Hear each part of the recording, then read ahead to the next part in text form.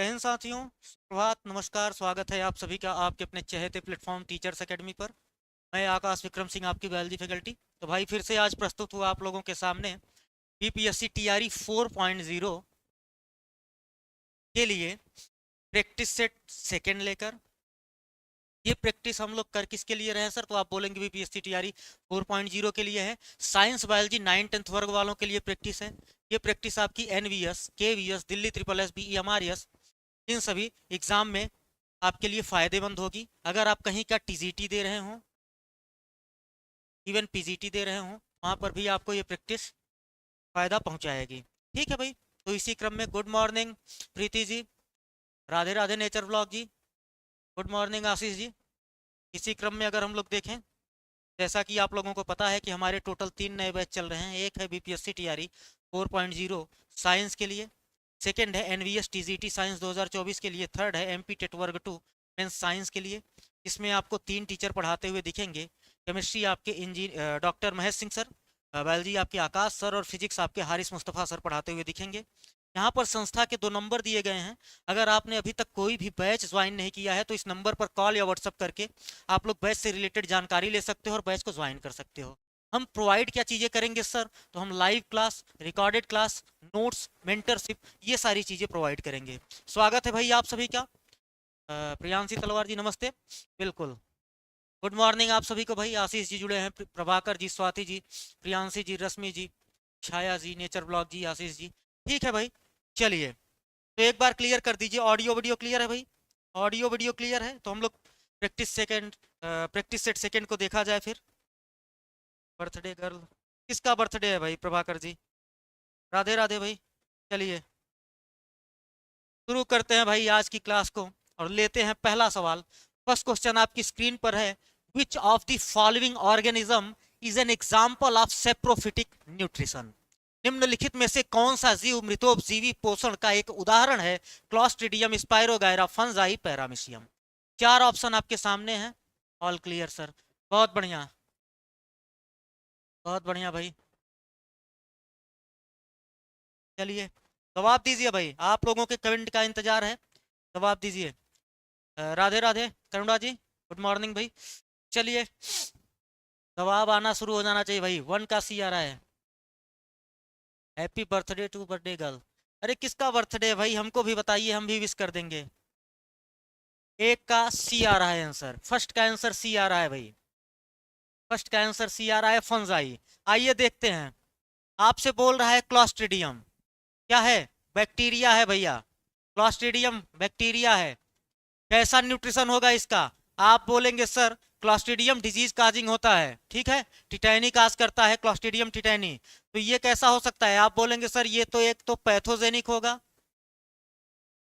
And parasitic भी हो सकता है। और क्या होगा?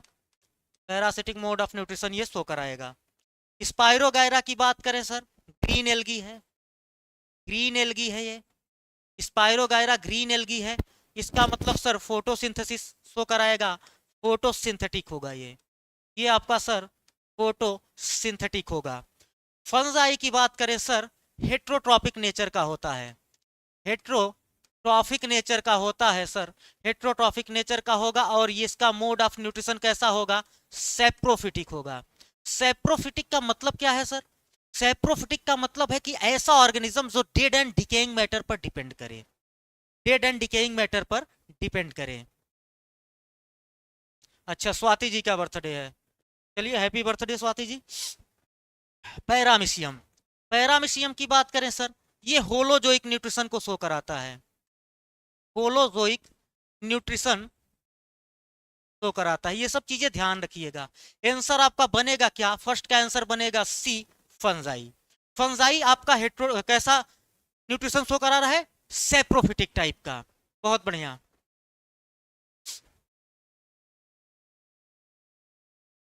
चलिए भाई, बर्थडे विश आप लोगों ने कर लिया है, अच्छी बात है। यहाँ पर जवाब दीजिए, आंसर आपका आ रहा है सी। सेकेंड नंबर क्वेश्चन हम लोग देखते हैं। सेकेंड नंबर क्वेश्चन भाई, और जितने लोग जुड़े हैं वो वीडियो को लाइक भी कर देंगे भाई, वीडियो को लाइक कर देंगे। अगर अभी नए हैं चैनल पर तो चैनल को सब्सक्राइब कर लेंगे और ज़्यादा से ज़्यादा वीडियो को आप लोग शेयर करेंगे। चलिए भैया, second number question, second number question आपकी स्क्रीन पर है। सेकेंड नंबर क्वेश्चन आपकी स्क्रीन पर है। अभी हम लोग क्लास खत्म कर लेते हैं, लास्ट में विश करेंगे हम लोग फिर से, ठीक है ना? तो पार्टी वार्टी आपको जो चाहिए होगी देंगी स्वाति जी। अभी चलिए, second number question, which of the following cell organelle is involve in protein synthesis? कौन सा सेल ऑर्गेनेल प्रोटीन सिंथेसिस में इन्वॉल्व होगा?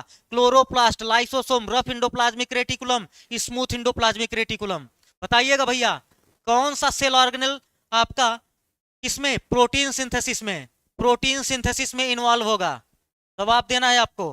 आंसर सबका आ रहा है सी, आंसर सबका आ रहा है सी, बहुत बढ़िया sir, rough endoplasmic reticulum.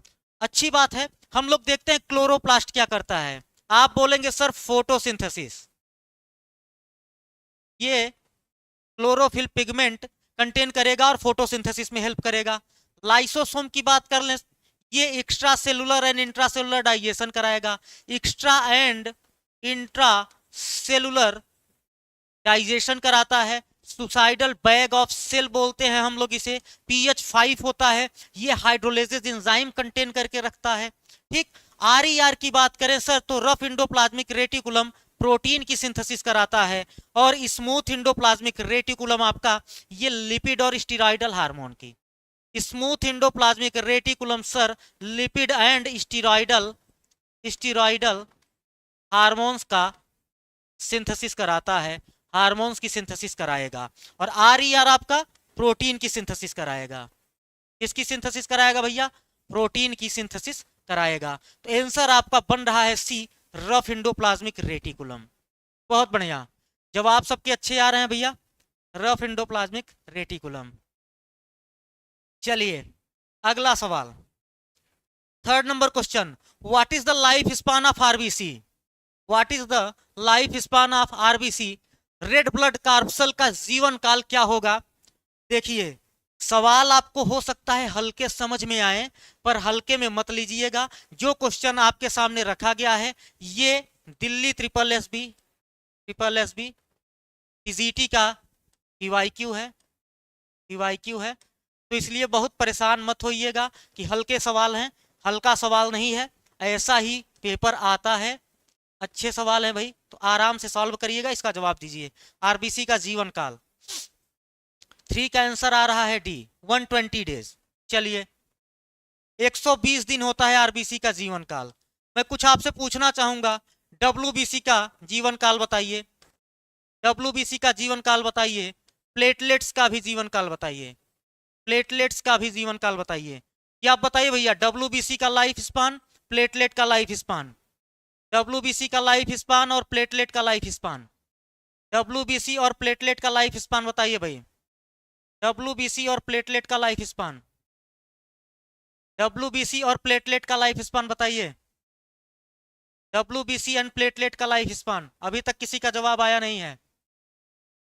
WBC का लाइफ स्पान बताइए और प्लेटलेट्स का। आप बोलेंगे सर डब्ल्यूबीसी का होता है 7 to 14 या 15 डेज, ठीक, और प्लेटलेट्स का कितना हो जाएगा? आप बोलेंगे सर 7 डेज के आसपास, 7 डेज। मतलब डब्ल्यूबीसी 2 सप्ताह, 1 से 2 सप्ताह, और प्लेटलेट्स 1 सप्ताह के आसपास। मेरे को बताइए आप लोग, आरबीसी का फंक्शन, आरबीसी का फंक्शन बताइए भैया, आरबीसी का फंक्शन, आरबीसी का फंक्शन। गुड मॉर्निंग आकांक्षा जी। आरबीसी का फंक्शन की अगर बात करें भाई, तो आप बोलेंगे सर ये गैसियस ट्रांसपोर्ट कराएगा, गैसियस ट्रांसपोर्ट कराएगा, गैसियस ट्रांसपोर्ट कराएगा। डब्ल्यूबीसी इम्यून रिस्पांस, ये इम्यून रिस्पांस शो कराएगा, इम्यून रिस्पांस शो कराएगा। और अगर हम लोग प्लेटलेट की बात कर ले सर, तो ये ब्लड क्लॉटिंग में हेल्प करता है, ब्लड कोगुलेशन या ब्लड क्लॉटिंग में हेल्प करता है, ब्लड कोगुलेशन या क्लॉटिंग में हेल्प करता है, या क्लॉटिंग में हेल्प करता है। क्या यहां तक चीजें क्लियर हैं?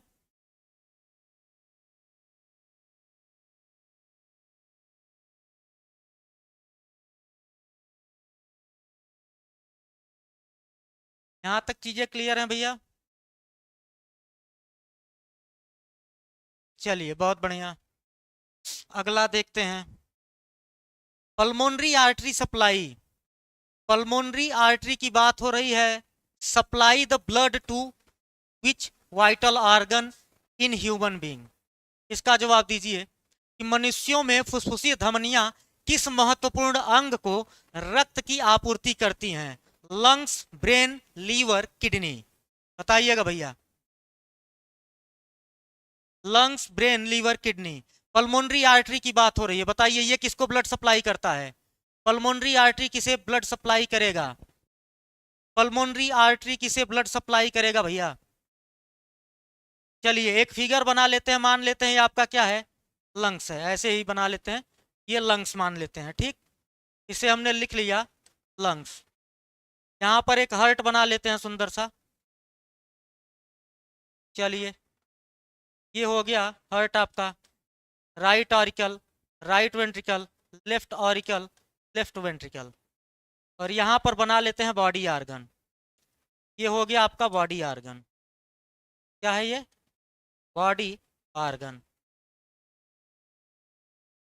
अब ध्यान से देखिएगा, यहाँ से पल्मोनरी वेन निकली, राइट ऑरिकल में ब्लड लाई, लेफ्ट ऑरिकल में ब्लड लाई, लेफ्ट वेंट्रिकल से ब्लड आया बॉडी आर्गन में, यहाँ से ब्लड फिर गया राइट ऑरिकल के पास, और फिर राइट वेंट्रिकल से गया लंग्स के पास।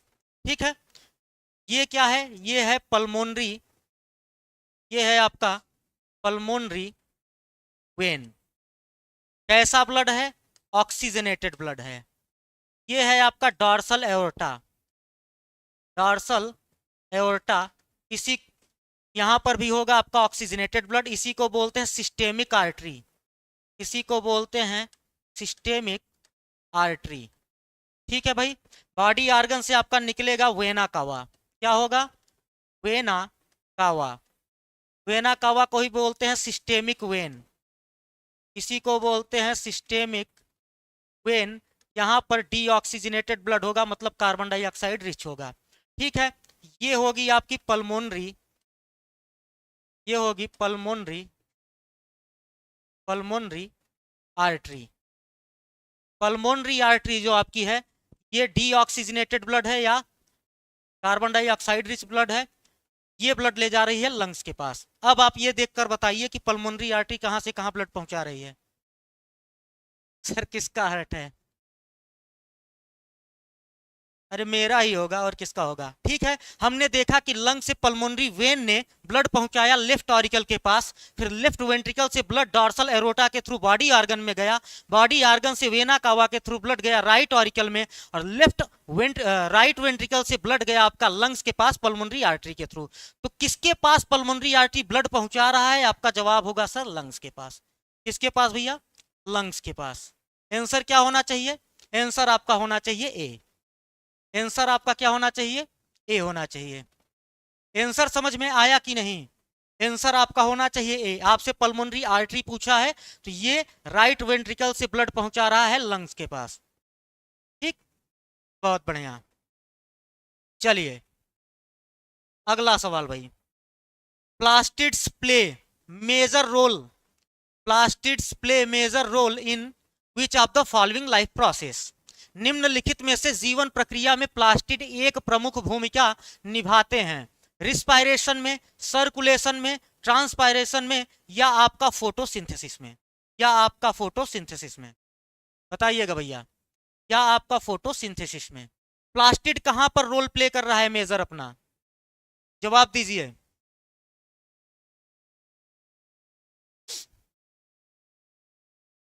आंसर आ रहा है सबका डी सर, फोटोसिंथेसिस। बिल्कुल आंसर आपका आ रहा है डी, फोटोसिंथेसिस। फोटोसिंथेसिस में आपका प्लास्टिड मेजर रोल प्ले करेगा। मेनली अगर किस प्लास्टिड की बात करें हम लोग? क्लोरोप्लास्ट की। अगर मेनली बात करें तो किसका? क्लोरोप्लास्ट का। क्लोरोप्लास्ट की बात करें, प्लास्टिड तीन टाइप के होंगे। क्लोरोप्लास्ट होगा आपका, ल्यूकोप्लास्ट होगा, और क्रोमोप्लास्ट होगा। क्लोरोप्लास्ट फोटोसिंथेसिस कराता है, ल्यूकोप्लास्ट स्टोरेज ऑफ फूड कराता है, और क्रोमोप्लास्ट क्या करता है? पेटल्स को कलर प्रोवाइड करने का काम करता है।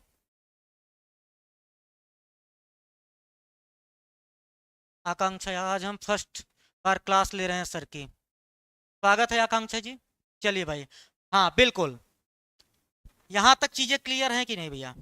अगला सवाल, juxta glomerular apparatus is a part of which of the following cell in mammal. स्तनपाइयों में जक्स्ट्रा ग्लोमेरुलर अपरेटस निम्नलिखित में से किस कोशिका का हिस्सा है? जवाब दीजिए भैया, किस कोशिका का हिस्सा है? जक्स्ट्रा ग्लोमेरुलर अपरेटस किस कोशिका का हिस्सा है भाई? न्यूरॉन्स का, नेफ्रॉन्स का, मायोसाइट का या oocyte का? बताइएगा। Juxta glomerular apparatus, juxta glomerular apparatus, juxta glomerular apparatus. 6 का आंसर आ रहा है बी, नेफ्रॉन। नेफ्रॉन किसका पार्ट होता है? मेनली किडनी का पार्ट होता है। और नेफ्रॉन क्या होता है? स्ट्रक्चरल यूनिट ऑफ किडनी हो जाएगा, ठीक है ना। तो यहां पर ये नेफ्रॉन का पार्ट होता है। न्यूरॉन्स किसे बोलेंगे भैया? आप बोलेंगे ब्रेन सेल को सर। किसे बोलेंगे? ब्रेन सेल को न्यूरॉन्स बोलते हैं। मायोसाइट किसे बोलेंगे? आप बोलेंगे सर मसल सेल को। मसल सेल को मायोसाइट बोलेंगे। और सर oocyte किसे बोलेंगे? आप बोलेंगे सर इमैच्योर एग सेल या एग सेल को oocyte बोला जाता है। और नेफ्रॉन क्या होता है? यूनिट ऑफ किडनी होगा। बहुत बढ़िया, बहुत बढ़िया भाई। यहां तक चीजें क्लियर हुई? आंसर आपका बनेगा बी। अगला, डिटॉक्सिफिकेशन ऑफ हार्मफुल सब्सटेंस, इसका जवाब दीजिए। डिटॉक्सिफिकेशन करा रहा है किसका? हार्मफुल सब्सटेंस का। Takes place in which of the following organ in human being. Detoxification of harmful substance इनमें से कौन कराता है? Liver, kidney, spleen, colon. बताइएगा कौन डिटॉक्सिफिकेशन कराता है? कौन डिटॉक्सिफिकेशन कराता है भैया? कौन डिटॉक्सिफिकेशन कराएगा? निम्नलिखित में से कौन डिटॉक्सिफिकेशन कराएगा? ये जवाब आपको देना है क्वेश्चन नंबर 8। डिटॉक्सिफिकेशन कौन कराएगा भैया? लीवर सबका जवाब आ रहा है। आकांक्षा जी ने किडनी आंसर किया है। आंसर जो होना चाहिए वो क्या होगा भाई? वो होगा लीवर। डिटॉक्सिफिकेशन का काम कराता कौन है? लीवर। अब आप मुझे जवाब दीजिए कि लीवर में ऐसा क्या होता है कि वो डिटॉक्सिफाई कर पाता है जीनोबायोटिक्स को या डिटॉक्सिफाई कर पाता है टॉक्सिक सब्सटेंसेस को? तो आप बोलेंगे सर लीवर के एसईआर में। मैं यहां पर लिख रहा हूं, liver smooth endoplasmic reticulum contain करता है एक पिगमेंट, नाम है सर साइटोक्रोम। नाम है साइटोक्रोम 450p। नाम है साइटोक्रोम 450p। इस भाई साहब के पास ये एबिलिटी होती है, साइटोक्रोम 450p पिगमेंट के पास एबिलिटी होती है किसकी? डिटॉक्सिफिकेशन की। डिटॉक्सिफिकेशन की। तो डिटॉक्सिफिकेशन करा पा रहा है, उसका कारण क्या है? क्योंकि लीवर के स्मूथ इंडोप्लाज्मिक रेटिकुलम में साइटोक्रोम 450p एक पिगमेंट पाया जाता है और यही क्या करता है? डिटॉक्सिफिकेशन कराता है। ये ध्यान रखिएगा। लीवर में ऐसा क्या होता है? तो आप बोलेंगे सर लीवर में जो एसईआर पाया जाएगा उसमें जो एक पिगमेंट होगा वही डिटॉक्सिफिकेशन कराएगा। पिगमेंट का नाम है साइटोक्रोम 450p। ठीक।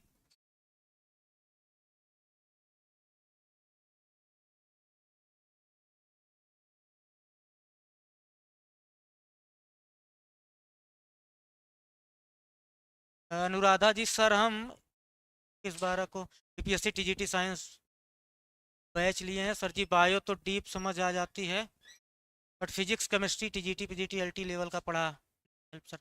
चलिए सर से बोला जाएगा ना, केमिस्ट्री और फिजिक्स वाले सर से बात हो जाएगी। अनुराधा जी परेशान मत होइए। हाँ, किसी को परेशान नहीं होना है, ठीक है ना।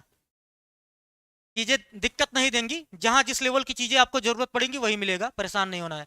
सर से बात हो जाएगी, समस्या नहीं है। किडनी को क्या बोलते हैं भैया? किडनी को बोलते हैं ब्लैक बॉक्स ऑफ बॉडी। ये सुना था आप लोगों ने कि नहीं? Black box of body. बताइए आप लोगों ने ये चीजें कभी सुनी है कि नहीं? ब्लैक बॉक्स ऑफ बॉडी सुनी होंगी भैया। स्प्लीन को क्या बोलेंगे? Graveyard of RBC. Graveyard of RBC. RBC का कब्रिस्तान होगा। कोलन में क्या होता है सर? ये लार्ज इंटेस्टाइन का पार्ट होता है। मैक्सिमम एब्जॉर्प्शन ऑफ वाटर यहां पर होता है। मैक्सिमम एब्जॉर्प्शन ऑफ वाटर आपका होता है कोलन के पार्ट में। ठीक ठीक ठीक, ठीक है, इसे बोलेंगे। हाँ, किडनी को black box of the body बोलेंगे। जी बीपीएससी लेवल का ही पढ़ाएंगे अनुराधा जी, परेशान नहीं होना है। Black box of the body क्यों बोलते हैं? अगर कोई भी डिजीज को डिटेक्ट करना है आप किडनी का चेकअप करा लीजिए, चीजें क्लियर हो जाएंगी। ठीक है, चलिए आंसर यहां पर आपका बन जाएगा ए वाला। अगला सवाल भाई, विच of the following cranial nerve supply the heart? बताइए निम्नलिखित में से कौन सी कपाली तंत्रिका हृदय की आपूर्ति करती है? क्रेनियल नर्व टोटल कितनी होती है? 12 पेयर्स होंगी अपने पास। ठीक है, यहां पर नंबर्स लिखे हैं, बताइए हार्ट को सप्लाई कौन करती है भाई, यही आपको बताना है। हार्ट को सप्लाई कौन करेगा?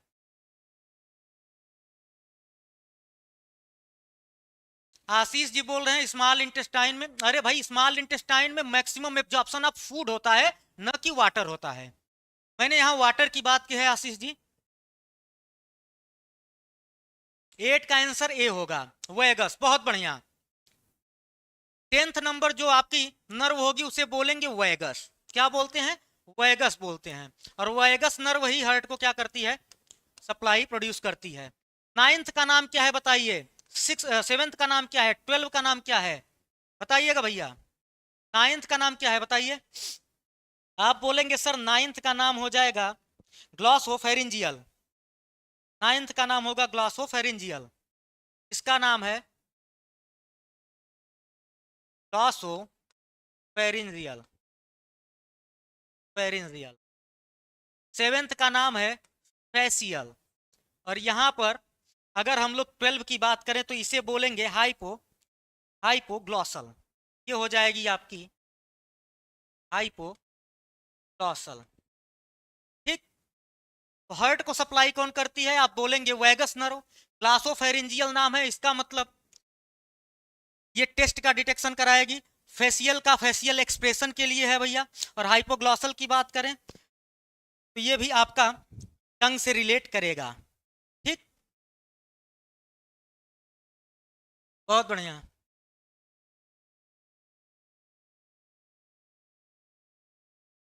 अगला 9th नंबर क्वेश्चन। 9th नंबर क्वेश्चन भाई, 9th नंबर क्वेश्चन का जवाब दीजिए। Good morning Daisy ji. 9th नंबर क्वेश्चन आपकी स्क्रीन पर है भाई। The infection of the fold of human brain is referred to as. बताइए ह्यूमन ब्रेन की जो कवरिंग होती है उसे क्या बोलते हैं? आप बोलेंगे सर क्रेनियल मेनिंजेस। आप बोलेंगे क्रेनियल मेनिंजेस। और अगर मेनिंजेस में इन्फेक्शन हो जाए तो बोलेंगे मेनिंजाइटिस। क्या बोलेंगे? मेनिंजाइटिस बोलेंगे। क्या बोलेंगे भैया? मेनिंजाइटिस बोलेंगे। ठीक है, अगर साइनोवियल मेम्ब्रेन में इन्फ्लामेशन हो, यहां पर मैं लिख दे रहा हूं इन्फ्लामेशन इन साइनोवियल मेम्ब्रेन। अगर साइनोवियल मेम्ब्रेन में इन्फ्लामेशन हो तो साइनोवाइटिस बोलेंगे। इन्फ्लामेशन ऑफ ज्वाइंट को, इन्फ्लामेशन ऑफ ज्वाइंट इसे बोलेंगे आर्थराइटिस। ठीक है, राइनाइटिस का मतलब क्या है?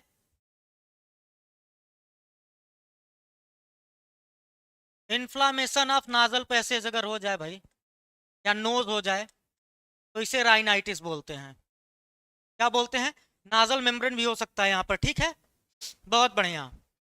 मेनिंजाइटिस क्यों बोलेंगे? क्योंकि ब्रेन की जो कवरिंग होती है उसे बोलते हैं मेनिंजेस, क्रेनियल मेनिंजेस। ये 3 टाइप की होंगी। आपका होगा ड्यूरामेटर, अरेक्नॉइड मेटर और पायामेटर। ठीक है, बहुत बढ़िया। नहीं कल क्लास नहीं हुई थी। नहीं नहीं वो भाई देखिए स्मॉल इंटेस्टाइन में जो होता है वहां फूड का एब्जॉर्प्शन, अगर आपसे पूछा जाए फूड का डाइजेशन सबसे ज्यादा स्मॉल इंटेस्टाइन में, एब्जॉर्प्शन भी स्मॉल इंटेस्टाइन में। वाटर का एब्जॉर्प्शन सबसे ज्यादा कोलन के रीजन में या लार्ज इंटेस्टाइन में। एकदम 100% क्लियर है। ठीक है, अगला सवाल भाई 10th नंबर question, loss of memory. Loss of memory power is referred as.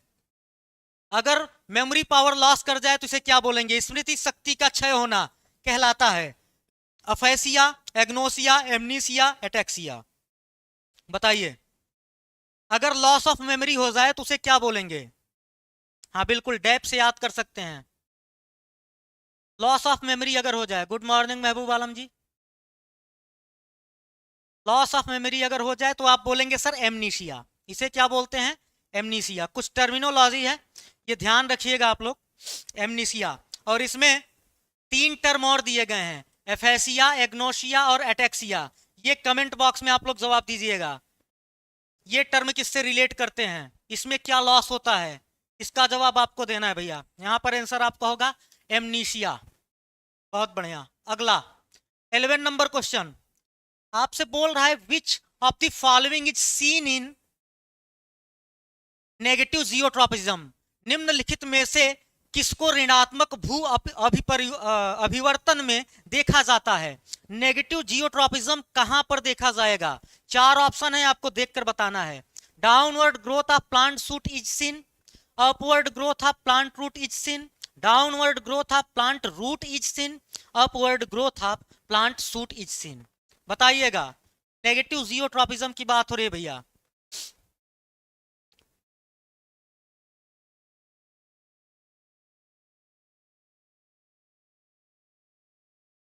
यहां पर जवाब दीजिए, नेगेटिव जियोट्रॉपिज्म की बात हो रही है। देखिए एक चीज याद रखिएगा, पॉजिटिव जियोट्रॉपिज्म कौन शो कराता है, जियोट्रॉपिज्म। आप बोलेंगे sir root, positive geotropism root मतलब ग्रेविटी के अलोंग जाती है। नेगेटिव जियोट्रॉपिज्म, नेगेटिव जियोट्रॉपिज्म आप बोलेंगे सर सूट, सूट जो होता है वो ग्रेविटी के अगेंस्ट जाता है, मतलब ऊपर की ओर जाएगा। तो यहां पर पॉजिटिव जियोट्रॉपिज्म की जब भी बात होगी तो आप रूट आंसर करेंगे, नेगेटिव जियोट्रॉपिज्म में आप सूट आंसर करेंगे। हमको देखना है सूट के बारे में। तो यहां पर लिखा है downward growth of plant shoot is scene. नहीं भैया, अगर डाउनवर्ड कर जाता तब तो पॉजिटिव होता ना। अगर हम सूट को देखें तो चौथे ऑप्शन में दिख रहा है upward growth of plant shoot is scene. अगर प्लांट शूट जो है ये अपवर्ड ही ग्रोथ करता है तो ये डायरेक्टली क्या करता है, नेगेटिव जियोट्रॉपिज्म शो कराता है, पॉजिटिव फोटोट्रॉपिज्म शो कराता है। ठीक है, आंसर डी होना चाहिए, आंसर डी होना चाहिए। ठीक, रूट आपका क्या होता है, पॉजिटिव जियोट्रॉपिज्म शो कराएगा, सूट नेगेटिव जियोट्रॉपिज्म। तो आंसर आपका बन जाएगा यहां पर डी।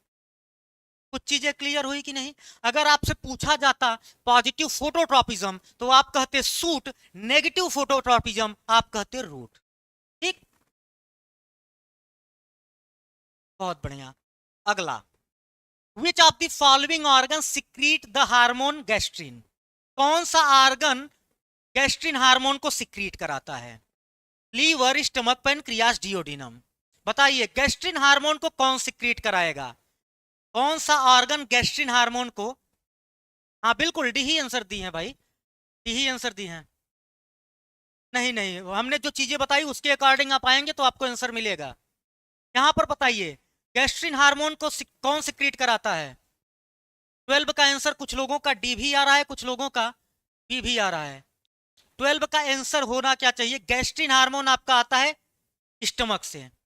कहां पर भाई, स्टमक में कुछ सेल्स होती हैं जैसे कि mucus cell, oxyntic cell, zymogen cell, argentaffin cell. एक होती है गैस्ट्रिन सेल, एक होती है गैस्ट्रिन सेल या जी सेल, इसको बोलते हैं जी सेल।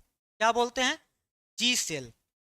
तो अगर म्यूकस सेल की बात करें तो म्यूकस आएगा, ऑक्सिंटिक सेल से HCl आएगा, जाइमोजन सेल से प्रोएंजाइम्स आएंगे, मतलब यहां पर इनेक्टिव एंजाइम्स आएंगे। अर्जेंटाफिन से आपका अगर हम देखें तो यहां से आपका अर्जेंटाफिन सेल की बात कर लें, और अगर जी सेल की बात करें तो यहीं से आपका क्या आएगा, गैस्ट्रिन हार्मोन आता है। और ये गैस्ट्रिन हार्मोन करता क्या है, ये करेगा क्या, गैस्ट्रिक ग्लैंड को बोलेगा, गैस्ट्रिक ग्लैंड को बोलेगा कि आप HCl का सिक्रीशन बढ़ाओ, HCl सिक्रीशन, हाइड्रोक्लोरिक एसिड का सिक्रीशन आप इंक्रीज करो। ठीक, तो आंसर आपका बन जाएगा बी, आंसर आपका बनेगा जी। बिल्कुल, बहुत बढ़िया भैया। अगला सवाल, which of the following gland release oxytocin. कौन सी ग्लैंड ऑक्सीटोसिन रिलीज करती है, थायराइड, पीनियल, एंटीरियर पिट्यूटरी या पोस्टीरियर पिट्यूटरी। बताइएगा। हाँ, HCl और कैस्टल इंट्रिंसिक फैक्टर आपका पेराइटल या ऑक्सिंटिक सेल से आता है। बिल्कुल सही है भाई।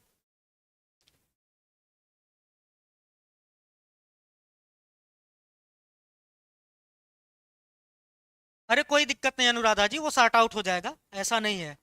बियॉन्ड जाके नहीं पढ़ाएंगे, जो आपका सिलेबस है वही पढ़ाया जाएगा, परेशान मत होइए। यहाँ पर जवाब दीजिए, सबका आंसर आ रहा है सर, ऑक्सीटोसिन आता है पोस्टीरियर पिट्यूटरी से। कहाँ से भैया? पोस्टीरियर पिट्यूटरी से, बिल्कुल। दो हार्मोन आते हैं पोस्टीरियर पिट्यूटरी से, एक होता है एडीएस, दूसरा होता है ऑक्सीटोसिन। ऑक्सीटोसिन को बर्थ हार्मोन, लव हार्मोन, आपका मिल्क इजेक्टिंग हार्मोन, ये सब नाम होते हैं। थायराइड ग्लैंड से थायरॉक्सिन आ जाएगा आपका, क्या होगा भैया? थायरॉक्सिन होगा। पीनियल से आपका मिलेटोनिन होगा, मिलेटोनिन होगा। अगर हम लोग बात करें इंटीरियर पिट्यूटरी की, तो यहाँ से सर आपका एलएच आता है, यहीं से सर एफएसएच आता है, यहीं से सर टीएसएच आता है, यहीं से सर एसीटीएच आता है, एड्रिनोकार्टिकोट्रॉपिक हार्मोन। यहीं से सर आपका ग्रोथ हार्मोन आएगा, ग्रोथ हार्मोन आएगा। यहीं से सर एमएसएच आएगा, आपका मिलेनोसाइट स्टिमुलेटिंग हार्मोन आएगा। और यहीं से आपका आएगा पीआरएल, जिसे बोलते हैं प्रोलैक्टिन। जिसे क्या बोलते हैं? प्रोलैक्टिन बोलते हैं। बहुत बढ़िया भैया, हाँ बिल्कुल। चलिए अगला सवाल, which of the following is a false statement? बताइए निम्नलिखित में से कौन सा फॉल्स स्टेटमेंट है, निम्नलिखित में से कौन सा कथन गलत है? Pituitary gland is also known as hypophysis cerebri, insulin is secreted by alpha cell of the islet of Langerhans, 98% of pancreas is formed by exocrine part, adenohypophysis release FSH। बताइएगा भैया। बिल्कुल जानकी जी, जब आपको टाइम मिले उस क्लास को कर लीजिएगा। कोई बात नहीं अनुराधा जी, उसे सॉर्ट आउट कर दिया जाएगा, बात कर लेंगे हम, आप परेशान मत होइए। यहां पर जवाब दीजिए 14 नंबर क्वेश्चन भैया, 14 नंबर क्वेश्चन। सबका जवाब आ रहा है बी। होता क्या है, पिट्यूटरी को हाइपोफाइसिस सेरेब्राई बोलते हैं। Insulin secreted by alpha cell नहीं भैया, इंसुलिन आपका बीटा सेल से आता है। तो यहां पर आपका यही क्या हो जाएगा, इनकरेक्ट हो जाएगा, और बी ही आपका आंसर हो जाएगा। इंसुलिन सिक्रीट होता है बीटा सेल से, अल्फा सेल से आता है आपका ग्लूकागान। इंसुलिन ब्लड ग्लूकोज लेवल को कम करता है, ग्लूकागान ब्लड ग्लूकोज लेवल को बढ़ाता है। ठीक है, बिल्कुल। अगर हम लोग यहां पर बात करें, एक्सोक्राइन पार्ट को पेनक्रियाटिक एसिनी बोलते हैं, और एडिनोहाइपोफाइसिस रिलीज करता है एफएसएच, बिल्कुल सही है। एडिनोहाइपोफाइसिस का मतलब है इंटीरियर पिट्यूटरी। अगला सवाल भैया 15 नंबर क्वेश्चन, इसका जवाब संभल के दीजिएगा। During a sexual reproduction binary fission, binary fission is seen in which of the following organism? ये थोड़ा सा कंट्रोवर्शियल है। असेक्सुअल रिप्रोडक्शन के टाइम पर बाइनरी फिजन किस ऑर्गेनिज्म में देखने को मिलता है? निम्नलिखित में से कौन से जीव में एक अलैंगिक प्रजनन के दौरान बाइनरी विखंडन दिखाई देता है? Bacteria, protozoa, sponge, earthworm. Sponge, earthworm. हाँ, डेल्टा सेल आपका सोमेटोस्टेटिन प्रोड्यूस करेगा, बिल्कुल।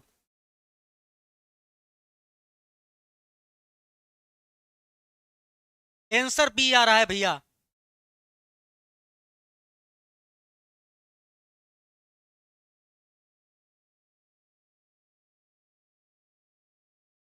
यहां पर बताइएगा, सब लोग जवाब दे रहे हैं बी सर, प्रोटोजोवन। ये आयोग का आंसर है, प्रोटोजोआ बिल्कुल सही है। बट बैक्टीरिया भी असेक्सुअली ही रिप्रोड्यूस करता है, और यहां पर भी बाइनरी फिजन ही देखने को मिलता है। बैक्टीरिया में भी बाइनरी फिजन ही देखने को मिलता है भाई। बैक्टीरिया भी असेक्सुअली डिवाइड करता है और फिजन के थ्रू ही करता है, सेक्सुअल रिप्रोडक्शन होता नहीं है, इसलिए जेनेटिक रिकॉम्बिनेशन होता है। तो बैक्टीरिया भी तो बाइनरी फिजन शो करता है। आंसर आपका आयोग ने यही सही माना था, बट बैक्टीरिया भी फिजन के थ्रू ही डिवाइड करता है, बैक्टीरिया भी फिजन के थ्रू ही डिवाइड करेगा। तो यहां पर अगर दे दे बोथ ए एंड बी, तो आंसर आपको ए एंड बी पर जाना है, ये ध्यान दीजिएगा, बिल्कुल, ये ध्यान रखिएगा।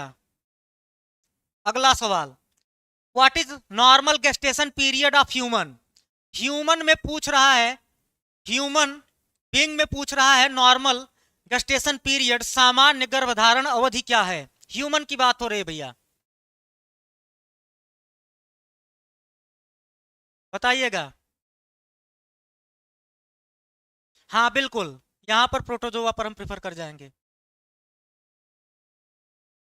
हाँ भाई बहुत ही होगा, हम भी तो बता रहे हैं। ह्यूमन के केस में बताइए, 16 नंबर क्वेश्चन।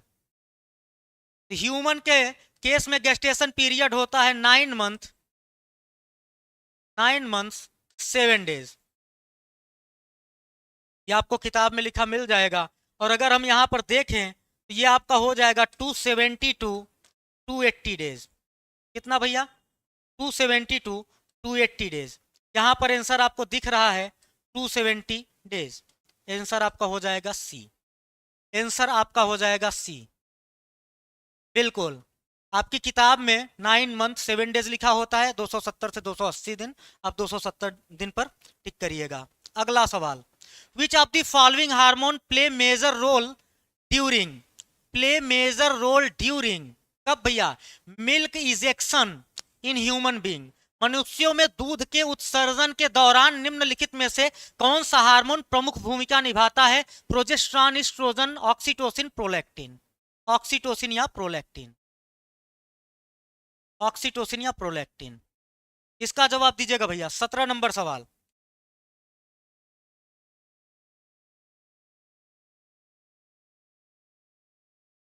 17 नंबर सवाल।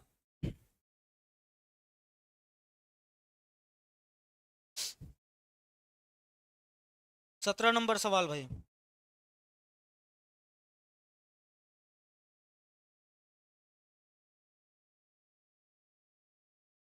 बहुत बढ़िया, सबका जवाब आ रहा है सर ऑक्सीटोसिन। बहुत बढ़िया। ऑक्सीटोसिन क्या कराता है, मिल्क इजेक्शन कराता है। प्रोलैक्टिन क्या करेगा, ये सर मिल्क प्रोडक्शन कराएगा, मिल्क प्रोडक्शन कराएगा। Oxytocin posterior pituitary, prolactin anterior pituitary. Progesterone क्या करेगा, सपोर्ट करेगा प्रेगनेंसी को, सपोर्ट प्रेगनेंसी। और क्या करेगा, आप बोलेंगे सर एल्विलाई का फॉर्मेशन कराता है। मेमरी ग्लैंड में, मेमरी ग्लैंड में एल्वियोलाई का फॉर्मेशन कराता है। ठीक, अगर हम लोग एस्ट्रोजन की बात करें, ये क्या करेगा, ये रिस्पॉन्सिबल होता है सेकेंडरी सेक्सुअल कैरेक्टर के लिए, secondary sexual character and sexual behaviour के लिए रिस्पॉन्सिबल होगा, किसमें, फीमेल में। ठीक, तो आंसर आपका क्या बनेगा, सी बनेगा। बिल्कुल, मिल्क प्रोडक्शन का काम प्रोलैक्टिन कराता है। अगर मिल्क इजेक्टिंग हार्मोन की बात हो तो वो आपका ऑक्सीटोसिन हो जाए। ठीक, अगला, the double stranded structure of DNA was first described by which of the following scientist. बताइए, डबल स्ट्रैंडेड स्ट्रक्चर मतलब डबल हेलिकल मॉडल की बात हो रही है, बताइए किसने बताया था। Double helical model, double helical model भाई डीएनए के लिए, Hershey and Chase, Singer and Nicolson, Urey and Miller, Crick and Watson, Crick and Watson. 18 का आंसर आ रहा है डी, कि सर वाटसन और क्रिक ने एक्स-रे डिफ्रैक्शन डाटा का यूज किया। ठीक है, और क्या किया, डबल हेलिकल मॉडल दिया डीएनए के लिए। बिल्कुल सही है, आंसर आपका बनेगा डी। हर्शे एंड चेज ने क्या किया था, इन्होंने ब्लेंडर एक्सपेरिमेंट किया था। ब्लेंडर एक्सपेरिमेंट में इन्होंने किसे लिया था, इन्होंने बैक्टीरियोफेज का यूज किया था। इसमें 3 स्टेप होते हैं, अटैचमेंट या इन्फेक्शन, सेकेंड आपका होगा ब्लेंडिंग, और थर्ड आपका होगा सेंट्रीफ्यूगेशन। आप इसे ABC से याद कर सकते हैं। ये आपका क्या है, ब्लेंडिंग है, ये आपका सेंट्रीफ्यूगेशन है, सेंट्रीफ्यूगेशन है, फ्यूगेशन है। इसे आप इन्फेक्शन या अटैचमेंट बोलते हैं, इन्फेक्शन या अटैचमेंट बोलते हैं। सिंगर निकलसन साहब ने फ्लूड मोजेक मॉडल दिया था। इन्होंने सर फ्लूड मोजेक मॉडल दिया था प्लाज्मा मेम्ब्रेन के लिए, किस ईयर में दिया था सर, 1972 में दिया था। यूरे एंड मिलर साहब ने क्या किया, इन्होंने एक्सपेरिमेंटली प्रूव किया, इन्होंने experimentally proved chemical evolution, chemical evolution को इन्होंने एक्सपेरिमेंटली प्रूव किया था। आपसे पूछा जाए केमिकल इवोल्यूशन को एक्सपेरिमेंटली प्रूव किसने किया, तो यूरे एंड मिलर साहब ने। बहुत बढ़िया, बहुत बढ़िया भाई। आंसर आपका बन जाएगा डी। अगला, the formation of mRNA, the formation of mRNA from DNA. mRNA का फॉर्मेशन डीएनए से इज नोन एज, बताइएगा। हम लोग पढ़ते हैं डीएनए से डीएनए बनाना, डीएनए से डीएनए बनाना, डीएनए से mRNA बनाना, आरएनए से आरएनए बनाना, आरएनए से प्रोटीन बनाना। ठीक, डीएनए से एमआरएनए बनाने को बोलते हैं ट्रांसक्रिप्शन।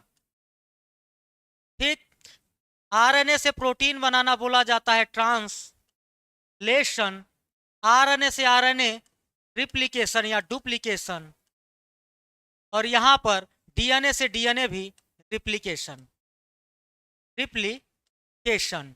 और यहीं पर अगर एमआरएनए से फिर डीएनए बन जाए तो इसे बोलेंगे reverse, reverse transcription, transcription, reverse transcription.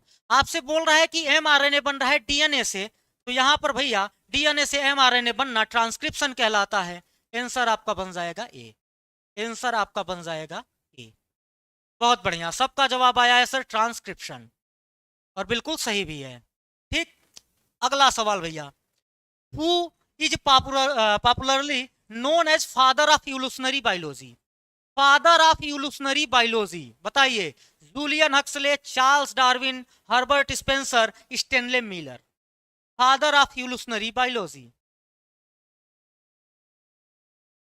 हाँ, central dogma of molecular biology आप बोल सकते हैं इसे। बिल्कुल भैया। यहां पर बताइए 20 नंबर question, who is popularly known as father of evolutionary biology. 20 नंबर, 20 का आंसर आ रहा है सबका बी सर, चार्ल्स डार्विन।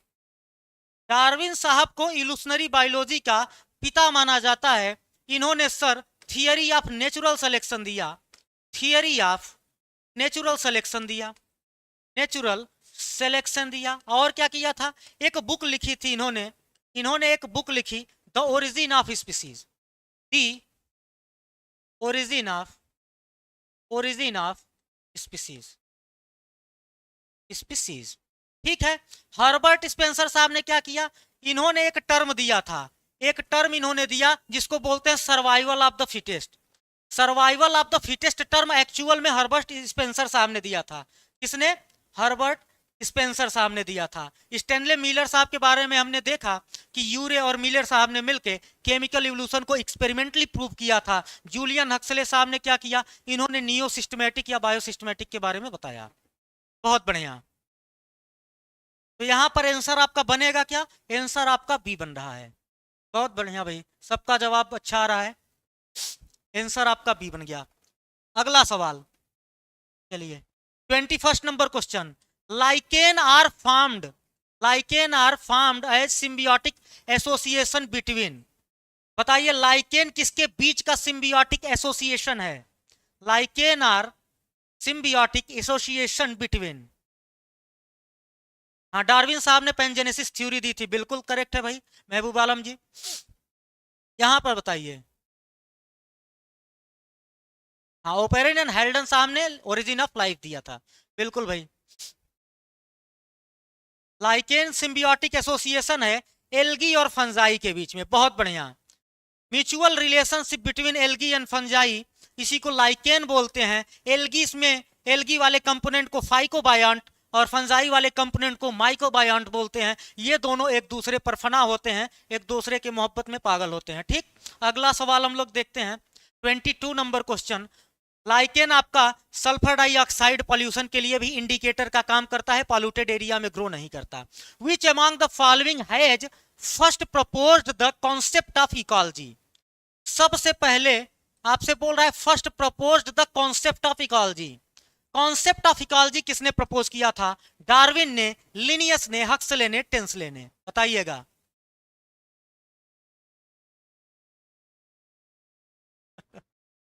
चलिए यहां पर 22 नंबर क्वेश्चन, 22 नंबर सवाल भाई,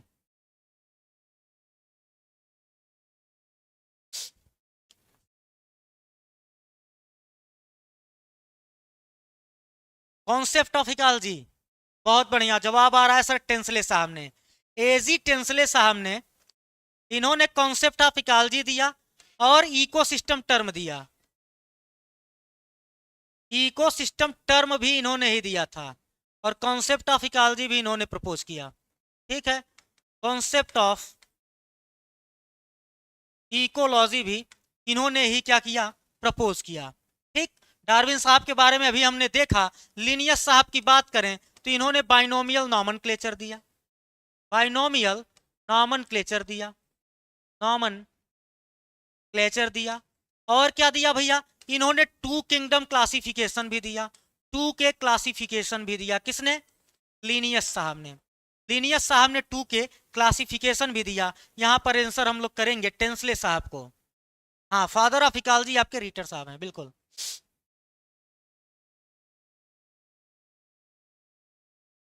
सर के मुंह से बहुत बड़ी।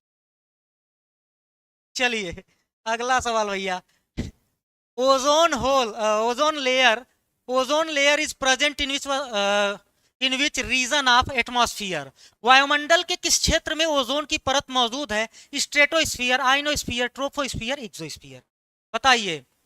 गुड ओजोन किसे बोलेंगे, गुड ओजोन किसे बोलेंगे और बैड ओजोन किसे बोलेंगे, ठीक है, बताइए। ओजोन लेयर कहां पर प्रेजेंट है, वायुमंडल के किस लेयर में है भैया, आंसर सबका आ रहा है सर स्ट्रेटोस्फियर। बताइए गुड ओजोन किसे बोला जाता है, हमने स्ट्रेटोस्फियर को आंसर मान लिया। गुड ओजोन किसे बोलेंगे, आप बोलेंगे सर स्ट्रेटोस्फियर को, स्ट्रेटोस्फियर को गुड ओजोन बोला जाता है। और बैड ओजोन किसे बोला जाता है, बैड ओजोन किसे बोला जाता है,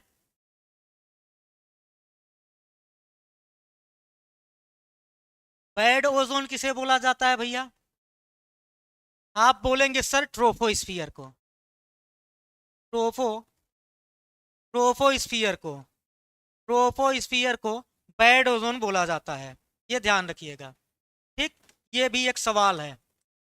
चलिए अगला 24 नंबर question, which of the following chemicals are used in the manufacture of refrigerator, किस केमिकल का यूज किया जाता है रेफ्रिजरेटर के मैन्युफैक्चर में, रेफ्रिजरेटर के निर्माण में निम्नलिखित में से कौन से रसायनों का प्रयोग किया जाता है, क्लोरोफ्लोरोकार्बन, हेक्साक्लोरोकार्बन, सल्फर हेक्साफ्लोराइड, H2SO4, बताइएगा भैया। H2SO4, 16 सितंबर ओजोन डे, बिल्कुल भाई। आज थोड़ी स्पीड ज्यादा होगी, समय का अभाव रहता है, 1 घंटे की क्लास होती है तो क्वेश्चंस भी ज्यादा होते हैं, तो थोड़ा तेज चल रहे होंगे, बट चीजें आपको क्लियर हो रही होंगी। बताइएगा भैया। CFC, बहुत बढ़िया। क्लोरोफ्लोरोकार्बन का इस्तेमाल होता है रेफ्रिजरेटर के निर्माण में। ये काम क्या करता है सर, आप बोलेंगे सर ये कूलेंट का काम करेगा, क्लीनिंग सॉल्वेंट का काम करेगा, क्लीनिंग सॉल्वेंट का काम करेगा, और क्या, स्टेरिलेंट का काम करेगा, स्टेरिलाइज करने में भी हेल्प करेगा। तो आंसर होगा CFC, ये कूलेंट, क्लीनिंग सॉल्वेंट और स्टेरिलेंट का भी काम करता है, बिल्कुल। बीपीएससी टीजीटी साइंस के लिए ही ये सवाल है, प्योरली एनसीईआरटी बेस्ड है, प्रीवियस ईयर क्वेश्चंस लाता हूं, जब भी लाता हूं, फर्जी चीजें नहीं करता भैया, ठीक है। अगला, which of the following cell organelle not present, cell organelle is not present in animal cell, चलिए ऑर्गेनेल लिख दिया है, बट आप बताइए not present in animal cell, which of the following not present in animal cell, nucleus, ribosome, Golgi body, या आपका cell wall. Animal cell में क्या नहीं होगा भैया, अच्छा सही है स्पीड, तब ठीक है भैया। अब आज है तो 40 बट हो नहीं पाएगा, अरे नहीं भैया अब लोअर नहीं है, लेकिन ठीक है चल जाता है, पढ़ाते पढ़ाते अंदर गर्मी रहती है ना। बहुत बढ़िया, आंसर होगा डी, सेल वॉल। किसी भी एनिमल सेल में सेल वॉल देखने को नहीं मिलेगा, सेल वॉल आपका बैक्टीरिया, फंजाई, प्लांट और आपका एल्गी में देखने को मिलता है, एनिमल सेल में सेल वॉल देखने को नहीं मिलता, बिल्कुल। यहां पर आंसर हो जाएगा आपका। अगला सवाल, इसका जवाब दीजिए, name the enzyme which act on carbohydrate in the saliva. Saliva में कार्बोहाइड्रेट के ऊपर कौन सा एंजाइम काम करता है?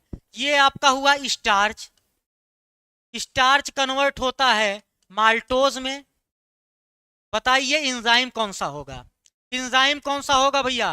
Carbohydrate in the saliva. Saliva में कौन सा एंजाइम होगा जो कार्बोहाइड्रेट को तोड़ेगा? बताइएगा। एमाइलेज, बहुत बढ़िया। यहां पर एक एंजाइम होता है सेलेवरी एमाइलेज। सेलेवरी एमाइलेज काम करता है 6.8 pH पर। ये 30% स्टार्च को या कार्बोहाइड्रेट को यहीं पर डाइजेस्ट करा देता है और आप बोलेंगे सर आंसर बन जाएगा डी। ठीक है, आंसर बन जाएगा डी। बहुत बढ़िया, आंसर आपका बन जाएगा डी। इसे टाइलिन भी बोल सकते हैं। बिल्कुल भाई, टाइलिन बोला जा सकता है। अगला सवाल 27 नंबर क्वेश्चन।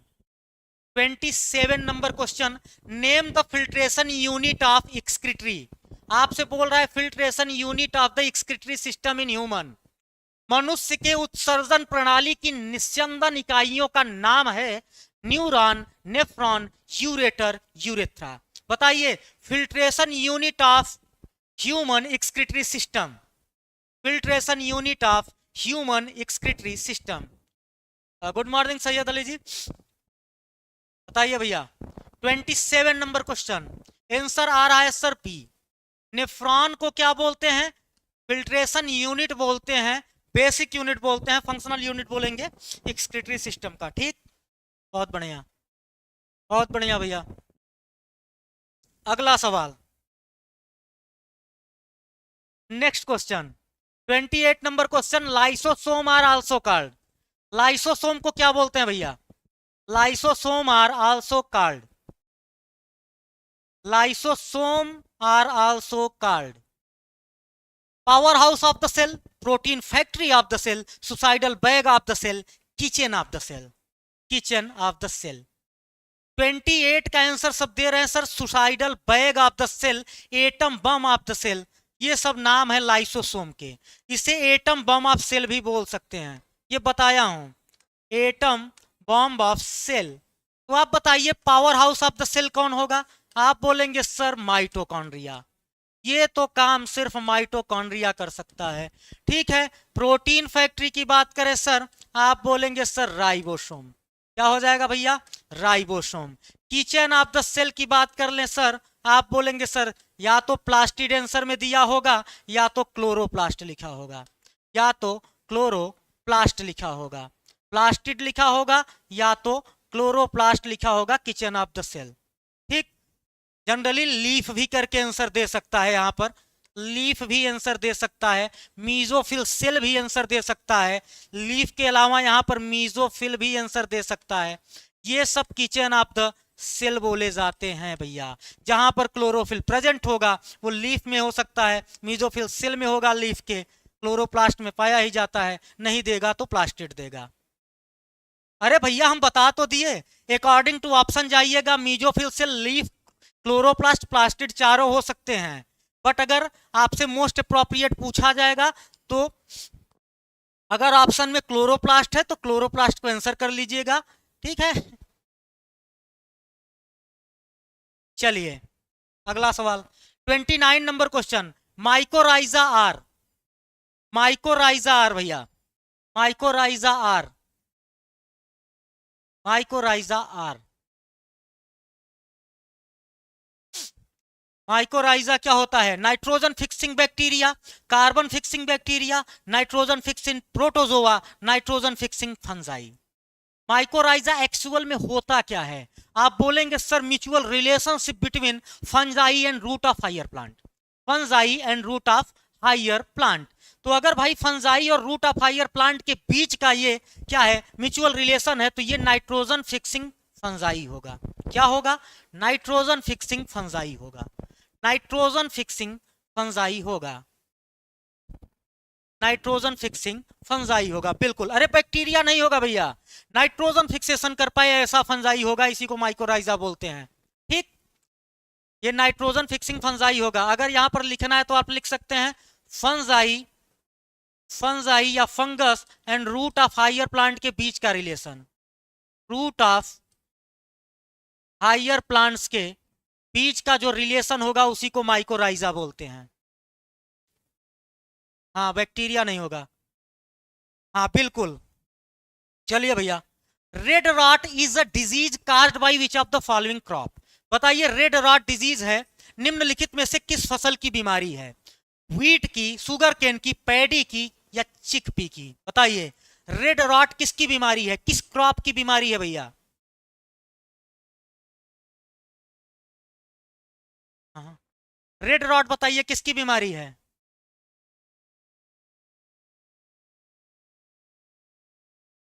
आंसर आ रहा है बी, सुगर केन। आंसर आ रहा है बी, सुगर केन। ठीक ठीक है। तो अगर हम लोग बात करें होस्ट कौन होता है रेड रॉट में, होस्ट कौन होगा? आप बोलेंगे सर सुगर केन होगा, सुगर केन होस्ट होता है। ठीक है।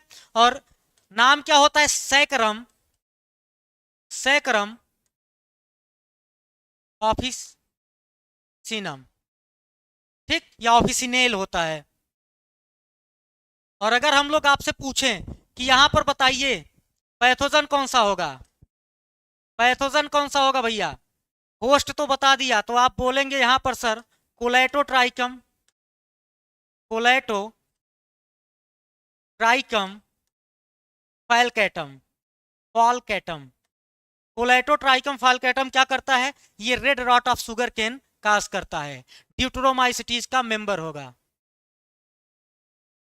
ड्यूटरोमाइसिटीज का क्या होगा? मेंबर होगा। तो आंसर आपका बन जाएगा भैया बी। ठीक है। अब कुछ कर लेते हैं बैच से रिलेटेड जानकारी, तब आज की क्लास को यहीं पर ऑफ करते हैं। देखो भाई, जिन्होंने अभी तक कोई बैच नहीं लिया है, तो हमारे टोटल 3 नए बैच चल रहे हैं बीपीएससी टीआरई 4.0 साइंस के लिए, सेकंड है एनवीएस टीजीटी साइंस 2024 के लिए, और थर्ड है एमपीटेट वर्ग 2 मेंस साइंस के लिए। ठीक है, जिसमें आपको chemistry doctor Mahesh Singh sir, biology आपके आकाश सर, और फिजिक्स आपके इंजीनियर हारिस मुस्तफ़ा सर पढ़ाते हुए दिखेंगे।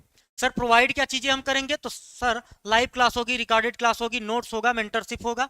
जिन्होंने कोई बैच ज्वाइन नहीं किया, यहाँ संस्था के 2 नंबर दिए गए हैं, इस नंबर पर कॉल या व्हाट्सअप करके आप लोग बैच से रिलेटेड जानकारी ले सकते हैं और बैच को ज्वाइन कर सकते हैं। ठीक है। तो किसी का किसी भी तरीके का कोई डाउट हो भैया तो पूछिए, किसी का किसी भी तरीके का कोई डाउट हो तो पूछिए, अदरवाइज आज की क्लास को यहीं पर रोका जाए। ठीक,